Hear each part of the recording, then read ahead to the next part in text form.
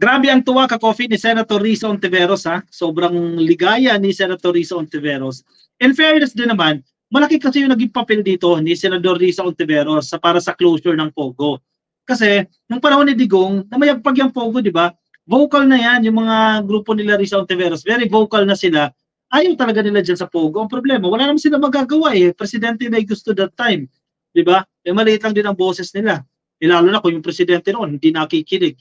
Kaya ngayon, under this administration, nakinig ang presidente sa panawagan ng taong bayan. Hindi lang ni Senator Risa Ontiveros eh. Pero si Senator Risa Ontiveros, isa kasi siya dyan sa tumutok, sa kumalkal sa mga issue na yan. Siyempre, PAOK at iba pang government agencies. Hindi lang naman ang credit niya sa isang tao, di ba? Collective efforts yan ng gobyerno. Marami po ang nagtulong-tulong dyan para ma-detect yan. And of course, yung mga testigo din, yung mga complainant din na naglakas ng loob, at lumabas sila sa kanilang lungga para magsuplong at nang maimbestigahan po yan dyan sa Senado. So marami tayong dapat pasalamatan dito sa pagkakasara sa Pogo. Kasi malaking ano ito ka-coffee eh. Malaking puntos ito para sa demokrasya ng Pilipinas at para sa pag-asenso ng Pilipinas. At least hindi tayo magiging sugalan. Diba? Ang dami buhay na nalulong ka-coffee dahil sa sugal. At kung ano-ano pa, 'di ba? Yung dating may kotse, ngayon nakamotor na, 'di ba? Nabenta na yung motor, ay nabenta na yung kotse, nabili ng motor. Yung dating mga may bahay, ngayon naka-apartment na lang, naupa na lang. Mga joke lang 'yan, pero totoo eh. Dahil sa mga sugalan at sa kung ano-ano man 'yan, mga scams na nabibiktima, etc., etc. So pasalamatan natin, hindi lang si Pangulong Bongbong Marcos, but of course, ang desisyon ay nasa presidente 'yan. Thank you very much, Presidente. Pero bigyan din natin ng credits yung mga taong nagsumika para maimbestigahan ito, lumabas ang totoo dito. Senator Risa Ontiveros, ang Senado natin, ang mga senador natin na patuloy na nagsagawa ng mga hearings dyan. Yung government agencies, yung law enforcement agencies na nag-effort din at sa lahat po ng mga tumulong para maabot natin yung ganitong sitwasyon. Biruin mo kanina ha, nung in-announce ni PBBM na ititigil na, ibaban na ang operasyon ng Pogo. Halos lahat ka-coffee, iisa yung emosyon. Masaya lahat. Saan ka nakakita no, na may mga ilan na hindi masaya. Sige, sabihin natin, may mga 2, 3 o 5 hindi masaya sa naging desisyon. Pero biruin mo ha, majority, kung balikan ninyo yung SONA, nagsisigawan ka-coffee. Sinisigaw ang pangalan ni PBB. Ang tuwang-tuwa sila sa announcement ng closure ng mga Pogo. Diba? Minsan lang mangyari yan, kaya historic itong SONA ni Presidente. Nasa headline po ng Politico.com, goodbye Pogos. Risa Ontiveros, cheers Marcos's resolute move. Exactly. Bilis din ni PBBM dyan ka-coffee. Maraming bumilib dito kay PBBM dahil sa ginawa niya. Kasi actually, leading to the SONA, ilang araw din po yan ka-coffee. Ilang araw din yan, may mga nag-a-aspire na sana, maban na yung Pogo na yan, etc. Pero si PBBM, decided talaga the way siya magsalita, convinced talaga siya, firm siya, he is determined na itigil talaga itong Pogo at dyan siya hinangaan. Senator Risa Ontiveros has lauded President Marcos Jr.'s decision to prohibit offshore gaming operations in the country, saying it is a triumph for the nation. Yun, exactly. Yan yung hinahanap nating term kanina eh.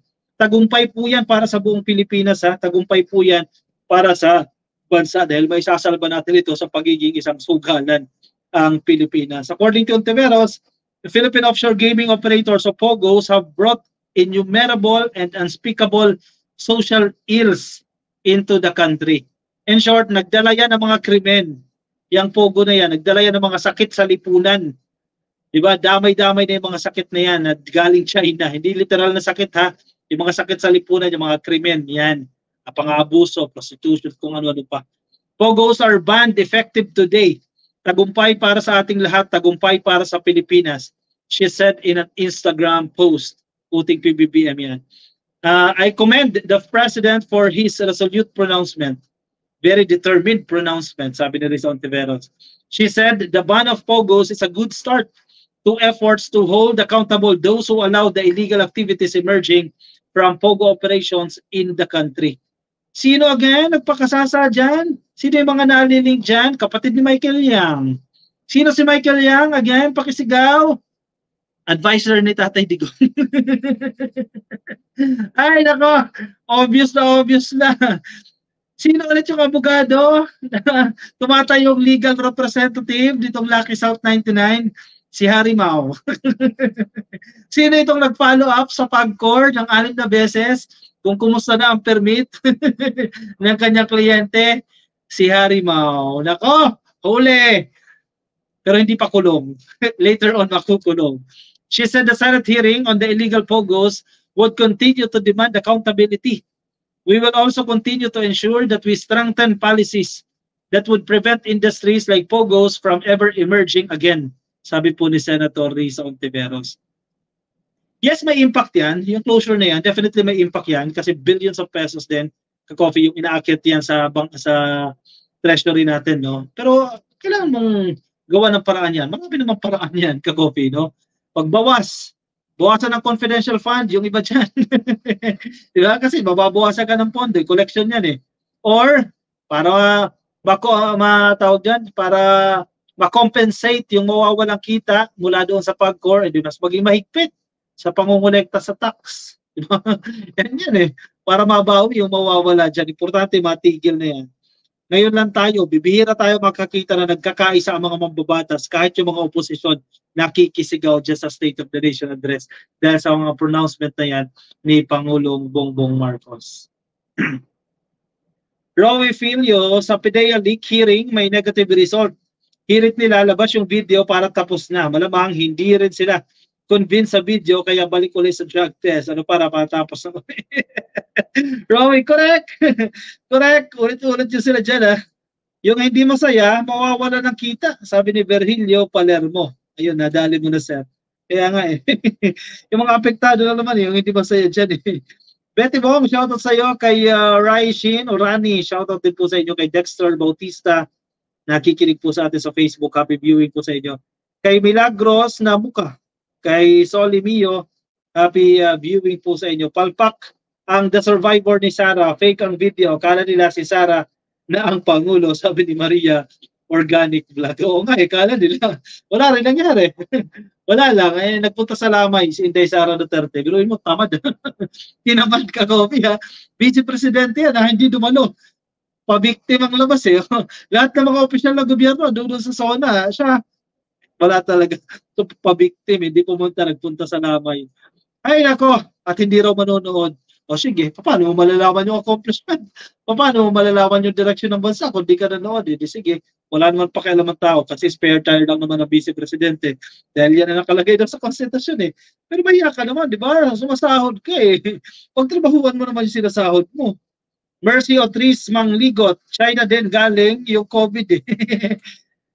Kat Lucido, hello po sa inyo. Napakaganda ng zona ni PBBM, iyak, pikit, inggit ang mga kampon ni Digugong. Ha ha ha ha. Correct.